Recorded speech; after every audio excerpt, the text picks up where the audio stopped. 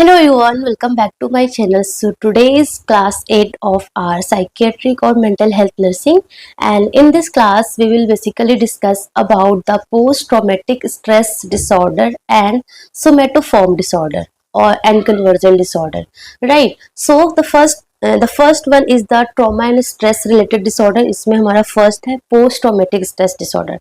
So post traumatic stress disorder, it means it is a disorder, it is a mental disorder in which there is some significant traumatic event. So it occurs basically जो हमारा PTSD है ना, post traumatic stress disorder, that occurs after any significant traumatic event, any significant and any major traumatic event, or like repetitive events involving exposure to like actual या फिर threatened death हो गया, या फिर any serious injury like any serious car और car accident हो गया है ना, सेक्सुअल वायलेंस टू सेल्फ और अदर्स है ना, लाइक इन वॉर हो गया, या फिर अर्थक्वेक आया, या फ्लड्स होया, मर्डर्स, रेप, सीरियस एक्सीडेंट.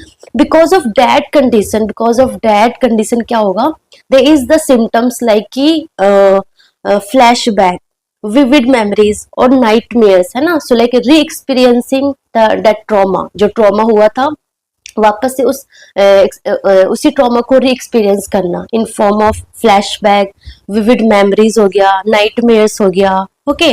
और avoiding the related activities, like let suppose किसी का कार एक्सीडेंट हुआ है तो वो ड्राइविंग करना छोड़ देगा है ना, बाहर जाने से उसको डर लगेगा, like that. So avoidance of related activities, hypervigilant हो जाना है ना, एग्जैजरेटेड स्टार्टल रिस्पॉन्स होगा, इमोशनल नंबिंग हो जाना एंड डिटैच हो जाना.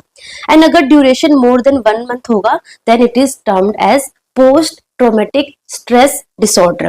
For example, let's suppose a man survives serious car accident. तो सीरियस कार एक्सीडेंट हुआ and he survive, and after accident क्या होगा, आफ्टर एक्सीडेंट रिपीटेडली उसको ड्रीम आएगा है ना, रिपीटेडली उसको ड्रीम आएगा अबाउट दैट कार एक्सीडेंट जो हुआ था, ठीक है ना.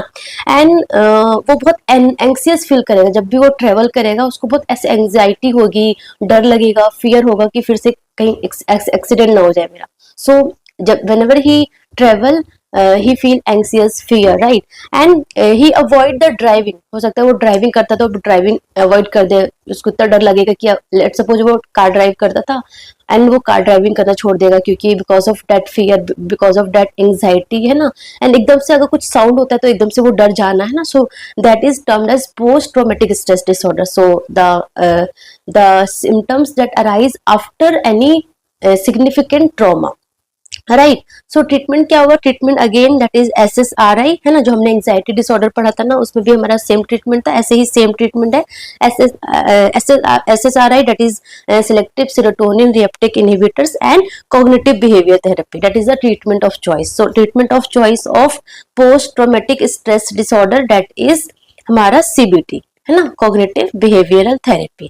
उसके अलावा like eye movement desensitisation and reprocessing और साइकोडायनामिक साइकोथेरेपी भी होती है ना. सो दैट इज अबाउट हमारा post traumatic stress disorder. Second one is adjustment disorder. So adjustment disorder में क्या होता है ना, इट इज समथिंग एडजस्टमेंट में प्रॉब्लम होना. तो कैसे होगा, like because of any change in condition, like any relationship issues, like breakup हो गया, या फिर एनी चेंज ऑफ जॉब है ना, कहीं और जॉब करते थे, जॉब चेंज हो जाना, या फिर migration from one place to another, और death of loved one. Because of that there is behavioural and emotional response है ना, behavioural and emotional response like irritability, sadness, insomnia है ना, crying. So that is the behavioural and emotional response. And वो इतना ज्यादा होगा कि that affect the daily life activities, जो डेली लाइफ एक्टिविटीज है उसको अफेक्ट करेगा. That is termed as adjustment disorder. देखो थोड़े बहुत चीजें होती है, जैसे कि हम भी अगर हमारा जॉब चेंज होता है, या फिर हम माइग्रेट करते हैं, लेट्स सपोज हमें एम्स दिल्ली मिला and we are the resident of Himachal, तो हम हिमाचल से जब हम दिल्ली आएंगे तो ऑफकोर्स थोड़ा सा एडजस्टमेंट में प्रॉब्लम होगा, तो बाय द टाइम हम एडजस्ट कर जाते हैं. बट ये इतना ज्यादा होगा कि जो डेली लाइफ की जो एक्टिविटीज है उसमें हैम्पर्ड होने लग जाएगा, then it is termed as adjustment disorder है ना. So because of that condition अगर प्रॉब्लम होगा तो उसको हम एडजस्टमेंट डिसऑर्डर बोलेंगे. And post traumatic stress disorder is because of some significant trauma की वजह से, ठीक है ना. सो इसमें लाइक डिप्रेस्ड मूड, एंजाइटी वाले सिम्टम्स होंगे. Symptoms is same almost. So treatment क्या होगा, the supportive psychotherapy. So basically psychotherapy से लोग नॉर्मल हो जाते हैं. So supportive psychotherapy in severe cases like antidepressants और एंटी एंजाइटी भी लेने पड़ते हैं. So that is the adjustment disorder. ठीक है. Then coming to the somatoform disorder. So somatoform का मतलब क्या होता है? Somatoform disorder is something related to कि जो पेशेंट है ना, वो पेशेंट बोलेगा कि मुझे फिजिकल सिम्टम्स हो रहा है ना. जो person tell about any physical symptoms like headache हो गया, स्टमक में पेन है, फटीग है ना. So come some physical symptoms, and वो जो फिजिकल सिम्टम्स है ना, वो बाय इन्वेस्टिगेशंस, जैसे कि लैब इन्वेस्टिगेशंस हुआ, एमआरआई हुआ, सीटी स्कैन हुआ, उसमें कुछ कॉज पता नहीं चलेगा. So that is termed as somatoform disorder. Right. So ये अनइंटेंशनली होगा, ये नहीं कि पेशेंट इंटेंशनली वो कर रहा है. नो, इट इज अनइंटेंशनली है ना. So that is predominant physical symptoms, medically unexplained symptoms. So somatoform disorder में फर्स्ट हमारा है सोमैटिक सिम्टम डिसऑर्डर. सो सोमैटिक सिम्टम और सोमेटाइजेशन डिसऑर्डर और ब्राइक्यूएट्स सिंड्रोम, इन दैट क्या होगा, पेशेंट जो है ना वन और मोर सिम्टम्स बताएगा, वन और मोर फिजिकल सिम्टम्स बताएगा. लाइक मुझे स्टमक में पेन है ना, और लाइक फटीग हो रहा है, लाइक दैट. ठीक है ना. एंड वो स्टमक में पेन है तो इन्वेस्टिगेशन किया, सीटी स्कैन किया, एमआरआई किया, है ना. All investigation has done, but no any like cause कुछ पता नहीं चल रहा है. बट स्टिल पेशेंट बोल रहा है कि मुझे है, वो लाइक मल्टीपल डॉक्टर्स के पास जा रहा है. So that is termed as somatic symptom disorder. उसमें सिम्टम्स बताएगा patient, that is very important. So one और more somatic symptoms like, and because of that symptoms patient जो है ना बहुत एक तो हुआ कि चलो थोड़ा बहुत सिम्टम्स है वो इग्नोर करेगा, बट जो पेशेंट होगा ना वो excessive thoughts feeling and behaviour होगा, उसके लिए वो बहुत ज्यादा ऐसे कंसर्न रहेगा, मल्टीपल डॉक्टर्स के पास जाएगा, मल्टीपल इन्वेस्टिगेशंस कराएगा, एंड हमेशा जो रिपोर्ट्स है वो नॉर्मल रहेगा, स्टिल वो कहेगा नहीं मेरे को स्टमक पेन है, मेरे को फटीग है, like that. So that is somatic symptom disorder, symptoms बताएगा. एंड जितने भी सोमैटोफॉर्म डिसऑर्डर है ना, उसका मेनली ट्रीटमेंट क्या है, that is psychotherapy. Right. So first हमारा हो गया that is somatic symptom disorder. Second one is hypochondriasis. So hypochondriasis क्या है, it is also termed as illness anxiety disorder. So इसमें क्या बताएगा, इसमें सीरियस इलनेस बताएगा. इसमें पेशेंट ये नहीं बोलेगा मुझे स्टमक पेन है या फिर हेडेक है या फिर फटीग हो रहा है. इसमें पेशेंट ना एकदम सीरियस इलनेस बताएगा, लाइक जैसे कि मुझे हेडेक हो रहा है, मुझे ना ब्रेन कैंसर, मुझे ब्रेन में ट्यूमर हो रखा है, so tumour in my brain, and मुझे हेडेक हो रहा है. सो कुछ सीरियस इलनेस बताएगा, डायरेक्टली डायग्नोसिस बता देगा वो, है ना. So that is illness anxiety disorder. But again CT MRI जो भी होगा सब कुछ नॉर्मल रिपोर्ट्स आएगी, एंड वो भी मल्टीपल डॉक्टर्स के पास जाएगा, एंड मल्टीपल इन्वेस्टिगेशंस होगा, और हमेशा सारी रिपोर्ट्स क्या होंगी, नॉर्मल होगी. So preoccupation and fear of having और idea that one has a serious physical illness. And ये भी क्या है, अनइंटेंशनली ही है, वो इंटेंशनली कुछ गेन करने के लिए नहीं कर रहा है, अनइंटेंशनली हो रहा है उसको, है ना. So preoccupation and fear of having और idea that one has a serious physical illness, like I am having headache, so in my brain there is some tumor, है ना. So like that.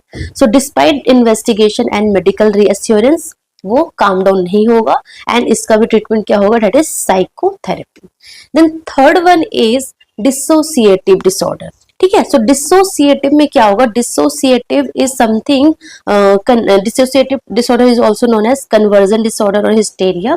सो इनमें क्या होगा, in that there is disruption in normally integrated function of memory. देखो finally क्या होता है, we have normally integration in our memory, our identity, our perception, consciousness, motor behavior, सब integrated है ना.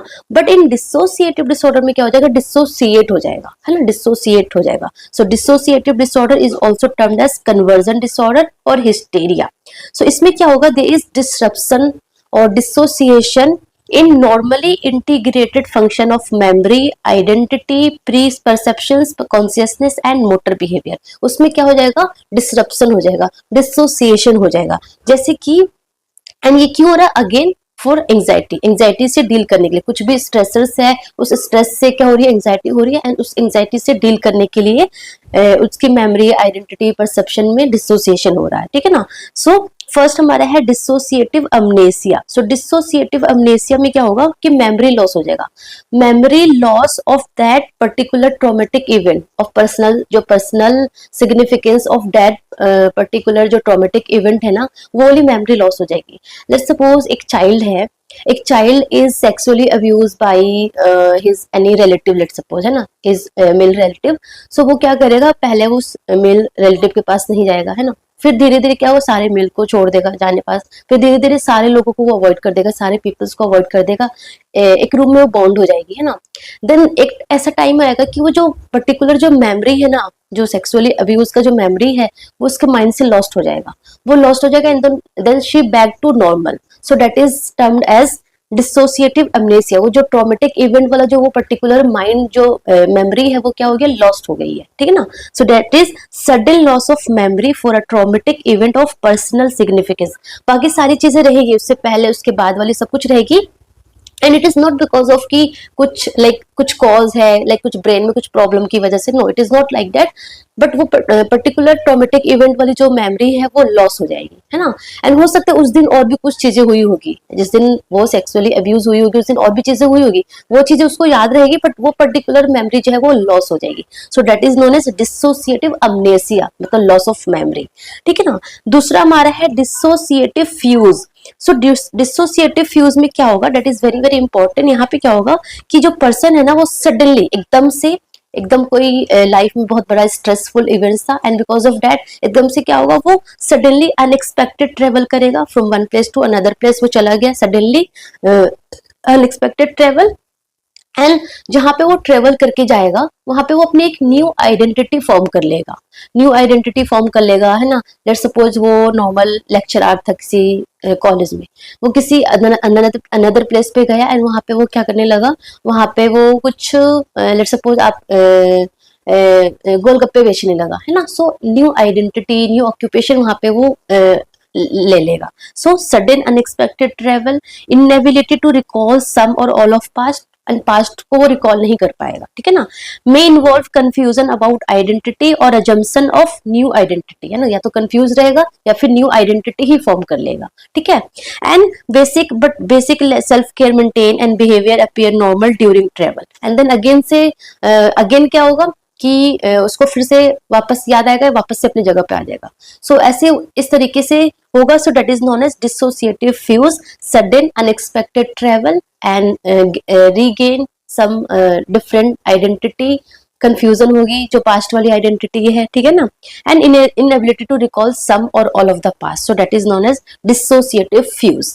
एंड थर्ड हमारा है that is trance disorder. So trance disorder में क्या होता है ना, ट्रांस डिसऑर्डर मतलब कि चेंज हो जाना। सो इनमें क्या होगा कि there is change in individual's state of consciousness and loss of sense of personal identity, awareness of surrounding becomes restricted, and movement and speech में बिकम रेस्ट्रिक्टेड। सो इसमें क्या होगा, बेसिकली ट्रांस डिसऑर्डर मतलब कि because of some stressful events की वजह से क्या हुआ, जो पर्सन है ना, एकदम से लॉस ऑफ अवेयर, मतलब कि वो आईज स्टेयर करेगा बट कुछ रिस्पॉन्स नहीं करेगा, जो भी आप कुछ बोलोगे वो कुछ रिस्पॉन्स नहीं करेगा, ऐसे कंटिन्यूस फिक्सेडली ऐसे आपको स्टेयर करेगा, नो रिस्पॉन्स, एंड जो उसका जो मूवमेंट है, जो मोटर मूवमेंट है, वो भी रेस्ट्रिक्टिव हो जाएगी या फिर कुछ अलग ही करेगा, है ना। So that is trance disorder, है ना। सो ट्रांस स्टेट मतलब कि change in individual's state of consciousness and loss of sense of personal identity, awareness of surrounding become restricted, मतलब unaware of about their surrounding, about the people, and movement and speech में become restricted and may be experience as being outside one's control. तो उसको मतलब देखने में लगेगा कि कोई और उसको कंट्रोल कर रहा है, कुछ भी रिस्पॉन्स नहीं करेगा, ठीक है ना। So no experience of being replace by alternate, इसके अंदर ऐसा नहीं कि किसी और के थ्रू वो रिप्लेस नहीं होगा, वही इंसान रहेगा बट वो अनरिस्पॉन्सिव टाइप का हो जाएगा। So that is the trance disorder. And second last हमारा है that is the possession trance disorder. So possession trance disorder in layman you can say that कि हम बोलते हैं ना कि उसके ऊपर भूत आ गया है, माता आ गई है, तो काइंड ऑफ दैट ना। सो पोजेशन ट्रांस डिसऑर्डर में क्या होगा कि experience that the personal identity has been replaced by external possessing identity like some spirit, some deity like that, है ना। So individual behavior are experienced as being controlled by possessing identity and both personality coexist, है ना. So like वो abnormal behavior करेगा, so उसके अंदर किसी और का वो आ जाना, वो बोलेगा कि like मैं ये हूँ, and उसकी body भी exist करेगी, है ना. So उसकी personality भी exist करेगी, and जो new spirit जो उसके अंदर आई है उसकी personality भी exist करेगी. So that is the possession trance disorder, उसके अंदर किसी और का आ जाना, ठीक है. And last one is the dissociative identity disorder. तो ये सारे हमारे डिसोसिएटिव डिसऑर्डर है. फर्स्ट हमारा डिसोसिएटिव अमनेसिया, मेमोरी का लॉस हो जाना. डिसोसिएटिव फ्यूज, अनएक्सपेक्टेड ट्रेवल करना, वहां पे अपनी न्यू आइडेंटिटी ले लेना एंड पास्ट को भूल जाना. थर्ड हमारा ट्रांस डिसऑर्डर, एकदम अनरिस्पॉन्सिव हो जाना. And fourth one is the projection trance disorder, किसी और की आत्मा आ जाना, काइंड ऑफ डेथ, है ना. ऐसे सिंपल वे में आपको याद करने का. And last one is the dissociative identity disorder, और you can say that it is the multiple personality disorder. And I think आपने अगर वो मूवी देखी होगी आप परिचित, तो उसमें ये बहुत अच्छे से एक्सप्लेन्ड है ना. सो इसमें क्या होगा कि टू और मोर पर्सनैलिटीज एक ही इंसान में आ जाएगी. सो टू मल्टीपल पर्सनैलिटी है ना. So multiple personality that is two और more personality in an individual, one evident at a time. So एक टाइम पे एक एविडेंट होगी, देन अनदर टाइम पे एक एविडेंट होगी. सो that is and usually unaware of each others existence, है ना. सो जो लाइक एक टाइम पे एक अलग पर्सनैलिटी है, अगले टाइम पे दूसरी पर्सनैलिटी होगी. सो जो जब दूसरी पर्सनैलिटी होगी तो पिछले वाला उसको याद नहीं रहेगा. So that is the multiple personality disorder, ना. It is also a dissociative disorder. Okay, and the next one is the conversion disorder. So conversion disorder क्या है? Conversion disorder is also known as dissociative functional neurological symptom disorder. तो ना इसमें ना conversion disorder में और functional neurological symptom disorder में patient symptoms नहीं बताएगा कि लाइक मुझे ब्रेन में ट्यूमर है या हेडेक है या स्टमक एक है या फटीग है. इसमें ना न्यूरोलॉजिकल प्रॉब्लम बताएगा, जैसे कि मेरा हाथ पैरालाइज्ड हो गया, मेरे हाथ में वीकनेस हो गया, पैरालाइज हो गया, मूव नहीं कर सकता, या फिर मेरी आई साइट चली गई, लाइक मैं ब्लाइंड हो गया, है ना. आई कांट स्पीच, है ना, बोल नहीं पाएगा. सो एक न्यूरोलॉजिकल प्रॉब्लम बताएगा. So symptom suggestive of motor, sensory और cognitive deficit but no physical cause could be found caused by psychological causes. देखो, so जो वो बताएगा ना, any like motor, sensory और cognitive deficit like ब्लाइंड हो जाना, या फिर हियरिंग लॉस, या फिर स्पीच लॉस, है ना, या फिर हाथ का पैरालाइज हो जाना, ये फर्स्ट ऑफ ऑल हम तो इन्वेस्टिगेशंस करेंगे, MRI, CT scan and all करेंगे, उससे लाइक एवरीथिंग इज नॉर्मल. ये भी क्यों है? Because of the psychological stress की वजह से, है ना, सेकेंडरी टर्सरी गेन के लिए, है ना. सो इसमें भी ये क्या रहेगा? अनअवेयर रहेगा. ये लाइक इंटेंशनली नहीं कर रहा है कुछ भी, अनइंटेंशनली ही इसमें भी हो रहा है. So do not confirm to anatomical और फिजियोलॉजिकल प्रिंसिपल. लाइक पैरालाइज हो गया तो ऐसा नहीं कि हाथ में ले कुछ नर्व में प्रॉब्लम है, उससे कुछ नहीं आएगी. So that is the conversion disorder, है ना. And very important feature seen in conversion disorder, that is la belle indifference. La belle indifference, जैसे कि लेट्स सपोज अ मैन, उसका आई साइट चला गया, वो ब्लाइंड हो गया. अब आप खुद सोचो, एक नॉर्मल पर्सन अगर ब्लाइंड होगा तो वो कितना ज्यादा वो उसको एंग्सियस होगा ना अपनी हेल्थ के लिए कि यार मेरी आईसाइट चली गई, ये कैसे हो सकता है. वो कितना ज्यादा फियरफुल होगा, एंग्सियस होगा. But in that conversion disorder में उसकी आईसाइट चली गई, हाँ, बट शी और ही जो भी है फील वेरी काम, नॉर्मल दिखेगा. So that is known as la belle indifference. La belle indifference, inappropriate lack of concern about the serious symptom और disability. So la belle indifference seen in conversion disorder. Okay, so conversion disorder में basically patient जो है वो बताएगा कि कोई भी motor, sensory और कॉग्निटिव डेफिसिट, बट वो इतना ज्यादा उसके लिए ओवरली क्या बोलते हैं कंसर्न नहीं होगा, है ना. ला बेले इंडिफरेंस दिखेगा. So that is conversion disorder. Okay, then one more is depersonalization and derealization disorder. so depersonalization एक हमारा है derealization. so depersonalization का मतलब है कि feeling of unreality to self, and derealisation का मतलब है feeling of unreality to world, है ना. सो पर्सनल मतलब related to person. So personal खुद से रियलाइज नहीं होना ना. So feeling of unreality to self is depersonalisation and feeling of unreality to world is derealisation. ठीक है ना. So feeling of unreality of self, it means like वो ऐसे लगेगा कि वो खुद से डिटैच हो रखा है, वो जो भी है मूविंग वगैरह कर रहा है वो खुद का नहीं कर रहा है, वो आउटवर्ड से कुछ देख रहा है ना, उसकी बॉडी ऐसे ही मूव कर रही है. सो feeling of being detached from body and watching self like in a movie, like उसको लगेगा ये मूवी में सब कुछ दिख रहा है, मेरी बॉडी ऐसे नहीं चल रही है ना, काइंड ऑफ दैट. एंड उसको लगेगा कि ये सब कुछ में स्ट्रेंजर्स जैसा मैं, लाइक ऐसा कुछ होता नहीं है, उसको लगेगा खुद से, बट उसको ऐसे फील होएगा है ना. So that is a depersonalisation. And as if they have changed. ठीक है. Derealization is feeling of unreality of world, like world appears fuzzy, dream like, मतलब ये जो भी वर्ल्ड चल रहा है ये एक ड्रीम में चल रहा है, ये रियल में है ही नहीं, है ना. सो ऐसा लगेगा. बट रियलिटी टेस्टिंग क्या रहेगी, इंटैक्ट रहेगी. इन डीपर्सनलाइजेशन एंड डीरियलाइजेशन में रियलिटी टेस्टिंग जो है वो इंटैक्ट रहेगी, बट उसको ऐसा लगेगा कि ये सब कुछ ऐसा हो रहा है. ठीक है. उसके बाद एक Ganser syndrome. So Ganser syndrome में क्या होगा ना, Ganser syndrome basically seen in prisoners. So इसमें क्या करते हैं ना, person will give the approximate answer, like that if you ask the colour of sky, he और शी विल से ब्लैक, है ना. सो ब्लैक बोला मतलब कलर ही बताया, बट वो एक अप्रोक्सीमेट आंसर देगा. या फिर आप पूछोगे कि हाउ मेनी लेग, लेग, हाँ, how many leg of dog, dog के कितने पैर होते हैं. सो ही विल से 3. सो मतलब 3 बोला तो अप्रोक्सीमेट आंसर देगा. So that is the Ganser syndrome, है ना. सो वॉरबेरिडोन और वॉर्बिगेहेन और approximate answers, cloud plus confusion होगी उसको, कंफ्यूजन और clouding of consciousness, and in rare cases visual hallucinations भी देखने को मिलता है. ठीक है ना. सो ये होता है हमारा Ganser's syndrome. So treatment for all that, treatment for Ganser syndrome, depersonalisation, derealisation, है ना, ये सारे डिसऑर्डर का जो ट्रीटमेंट है that is secondary and tertiary gain should not be allow.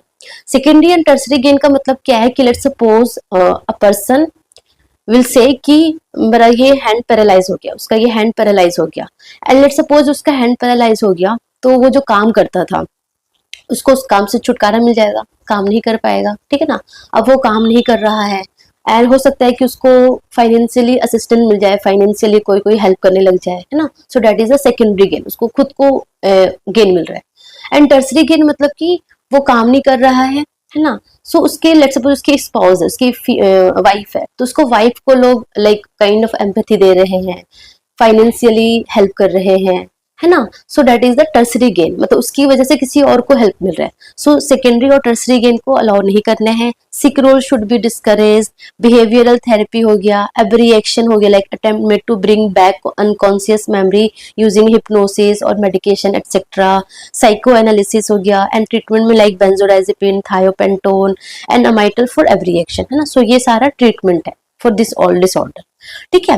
Then the another one is the factitious disorder. So इसमें क्या होगा ना, फैक्टिशियस डिसऑर्डर जो या फिर मेलिंगरिंग है, ये इंटेंशनली किया जाएगा. अभी तक हमने जो पढ़ा ना वो अनइंटेंशनली है, वो उनको भी नहीं पता ये सारी, बट वो हो रहा है. बट फैक्टिशियस डिसऑर्डर में क्या होगा, it is also known as Munchausen syndrome. इसमें क्या होगा, विलफुल और intentionally production of symptoms to get medical attention. So basically attention लेने के लिए वो कुछ बोलेगा लाइक कि मेरे को स्टमक पेन है, हेडेक है, whatever the symptoms, and जितने भी इन्वेस्टिगेशंस वगैरह कराएगा सब कुछ नॉर्मल आएगा. So that is the wilful production, मतलब और उसको बहुत एग्जैजरेट करके बताएगा वो, है ना. Relation to medical field and pseudologia fantastica, मतलब कि प्रॉपरली वो एक मेमोरी, एक स्टोरी टेलिंग करेगा, है ना. लेट्स सपोज ऐसे भी प्रॉपर स्टोरी टेलिंग करेगा सो दैट लोगों की वो एम्पैथी, लोगों का एडमायर ले सके, है ना. So that is the pseudologia fantastica. And second one is the malingering. So malingering क्या है, that is the willful production of symptoms for conscious external incentive like financially incentive और फिर avoiding legal case, tough job, उसके लिए करना, that is the malingering, है ना. So that is the factitious disorder and malingering, दो अलग अलग टर्म्स है. ठीक है ना. सो मेडिकल अटेंशन लेने के लिए factitious disorder, and like incentive, like financial incentive या फिर लीगल केस को अवॉइड करने के लिए, या फिर टफ जॉब है जो उसको अवॉइड करने के लिए मेलिंगरिंग हो गया. ठीक है. उसके बाद third one is the pseudocyesis. Pseudocyesis और साइसिस क्या है, that is the pseudocyesis is the development of pseudo मतलब कि फॉल्स प्रेगनेंसी, है ना. So development of classical signs of pregnancy like pregnancy like symptoms like abdominal enlargement, subjective sense of fetal movement, है ना. So it is seen in non-pregnant female, usually has a false belief of being pregnant. So that is the cyesis मतलब कि that is the false belief of that she is pregnant, and वो उस तरीके से सारे symptoms बताएगी, but ultrasound and all जो भी टेस्ट है उसमें वो कुछ भी ऐसा प्रेगनेंसी के साइन शो नहीं करेगा. So that is pseudocyesis. ठीक है. उसके बाद एक है हमारा general adaptation syndrome that you should know. So for in stressful condition, है ना. सो इन स्ट्रेसफुल कंडीशन में कैसे अडॉप्ट करते हैं. So that is given by general adaptation syndrome, that is given by Hans Selye. Hans Selye ने क्या बोला कि they is various stages, like जब भी कुछ स्ट्रेसफुल कंडीशन या सिचुएशन आती है, so we have 3 stages. First one is alarm reaction, है ना. कैसे याद करना, ARE, alarm, resistance and exhaustion, है ना. सो एग्जॉस्ट हो जाना लास्ट में. सो अलार्म रिएक्शन में क्या होगा, फाइट और फ्लाइट रिस्पॉन्स होगा, जिसमें हमारा एपिनेफ्रिन, कॉर्टिसोल सब रिलीज होगा, and because of that BP, heart rate, tachycardia सब कुछ हो जाएगा, एंड एंजाइटी इंक्रीज हो जाएगी. जैसे कि लेट सपोज हमारा एग्जाम आने वाला है, तो हम बहुत एंक्सियस हो जाएंगे, हमारा बीपी, हार्ट रेट बहुत इंक्रीज हो जाएगा, हम बहुत ज्यादा से पढ़ने लग जाएंगे ना. सो दैट इज एंजाइटी हमारा बढ़ गया. देन सेकेंड हमारा होगा रेजिस्टेंस, स्टेज ऑफ रेजिस्टेंस. तो यहाँ पे क्या होगा, ये बॉडी को अडेप्ट कर लेगी, कंटिन्यूअस कॉर्टिसोल रिलीज हो रहा है, सो बॉडी को अडेप्ट कर लेगी, हम पढ़ने लग जाएंगे, है ना. सो हमारी वो काइंड ऑफ एडजस्टमेंट हो जाएगा. देन थर्ड स्टेज ऐसा आएगा कि वो बहुत सारा कॉर्टिसोल रिलीज होते होते एक ऐसा टाइम होगा कि हम एग्जॉस्ट हो जाएंगे पूरी तरीके से, that is resistance decrease, and body क्या होगी, कोलैप्स टाइप की हो जाएगी कि हाँ ये तो है ही है, पूरे हम एग्जॉस्ट हो जाएंगे. So that is the exhaustion. So alarm reaction, resistance and exhaust. ठीक है ना. So that is the general adaptation syndrome. Then one is the stages of death, जो सबको पता है, that is given by Kubler-Ross, that is दाबदा, that is denial, anger, bargaining, depression and acceptance. So like let's suppose अगर किसी का कोई cancer से diagnose हुआ है ना, उसको कंफर्मेशन हो कि वो उसको कैंसर है, तो सबसे पहले वो डिनाई करेगा, नहीं ये मेरे साथ नहीं हो सकता है ना. फिर वो उसे गुस्सा आएगा, गुस्सा करेगा, फिर वो बार्गेनिंग करेगा, है ना, गॉड से कि ठीक है गॉड आप मुझे ठीक कर दो, फिर मैं ये करूंगा, है ना. सो बार्गेनिंग, देन वो डिप्रेशन में चला जाएगा, फिर उसको वो एक्सेप्ट कर लेगा, एंड देन नॉर्मली वो नॉर्मल लाइफ वो जीने लग जाएगा. So that is the DABDA stages of death. ठीक है ना. सो ये हमारे कुछ इंपॉर्टेंट टर्म्स थे, वेरी इंपॉर्टेंट. ये जस्ट वर्ड आपको पता होना चाहिए, क्योंकि एग्जाम में ये वर्ड से आ जाते हैं कि वो पूछ लेते हैं कि डिसोसिएटिव फंक्शनल न्यूरोलॉजिकल सिम्टम्स क्या होता है, कन्वर्जन डिसऑर्डर क्या होता है, लाबिले इंडिफरेंस सीन इन व्हाट, है ना. सो इस तरीके से हमसे क्यों आता है. Okay. So that's all about today. Thank you so much. All the best.